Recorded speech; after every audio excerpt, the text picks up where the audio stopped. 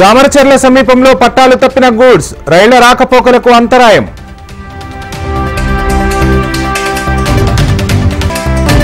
రేపు పట్టభద్రుల ఎమ్మెల్సీ ఉప ఎన్నిక పోలింగ్ కేంద్రాలకు ఎన్నికల సామాగ్రి తరలింపు. తెలంగాణలో గుట్కా తయారీ అమ్మకంపై నిషేధం, ఏడాది కాలం పాటు బ్యాన్ చేస్తున్నట్టు ఉత్తర్వులు. పిన్నెల్లి హత్యకు టీడీపీ కుట్ర పన్నుతోంది, ఏదైనా జరిగితే పోలీసులు బాధ్యత వహించాలన్న పేర్ని నాని. తాడిపత్రి అల్లర్లతో ధర్మవరం వైసీపీ నేతలకు సంబంధం లేదు, అక్రమ కేసులు పెడితే న్యాయ పోరాటం చేస్తామన్న ఎమ్మెల్యే కేతిరెడ్డి.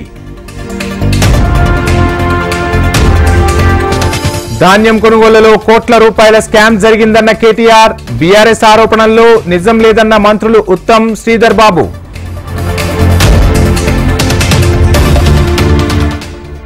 సివిల్ సప్లై శాఖలో అవకతవకలు జరిగాయి, పూర్తి వివరాలు రేపు వెల్లడిస్తానన్న MLA Maheshwar Reddy.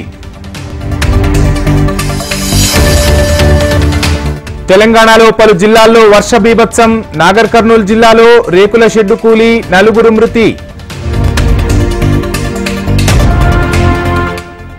Yellandu guest house లో పోలీసుల సక్సెస్ మీట్, డీజే పాటలకు స్టెప్పులేసిన భూపాలపల్లి ఎస్పీ, ఇతర కాకీలు. రాజన్న సిరిసిల్ల జిల్లాలో నకిలీ గల్ఫ్ ఏజెంట్లు, కేసులు నమోదు చేసిన పోలీసులు. వికారాబాద్ జిల్లా ఘన్పూర్లో గుర్రాలు హల్చల్, గ్రామస్తులపై తిరగబడ్డ అశ్వాలు. మత ప్రాతిపదికన రిజర్వేషన్ల కోసం రాజ్యాంగాన్ని తిరగరాస్తారు, ఇండియా కూటమి నేతలపై తీవ్ర విమర్శలు చేసిన మోడీ. కాషాయ పార్టీని ప్రజలు వ్యతిరేకిస్తున్నారు, లోక్సభ ఎన్నికల్లో కాంగ్రెస్ విజయం సాధిస్తోందన్న ఖర్గే. త్వరలోనే జమ్మూ కశ్మీర్ కు రాష్ట్ర హోదా కల్పిస్తాం, సెప్టెంబర్ 30 నాటికి అసెంబ్లీ ఎన్నికలు నిర్వహిస్తామన్న అమిత్ షా. ఈవీఎం ట్యాంపరింగ్ జరిగే అవకాశం ఉంది, అవకతవకలకు అవకాశం లేకుండా చూసుకోవాలన్న కపిల్ సిబాల్. ఢిల్లీలో బేబీ కేర్ సెంటర్లో ఘోర అగ్ని ప్రమాదం, 7 నవజాత శిశువులు సజీవ దహనం.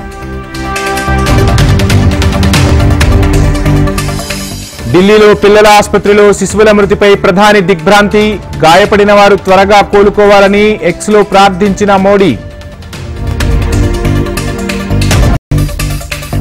మహారాష్ట్రలో ఇన్కమ్ ట్యాక్స్ అధికారుల సోదాలు, నాసిక్లోని గోల్డ్ షాప్లో 26 కోట్లు సీజ్.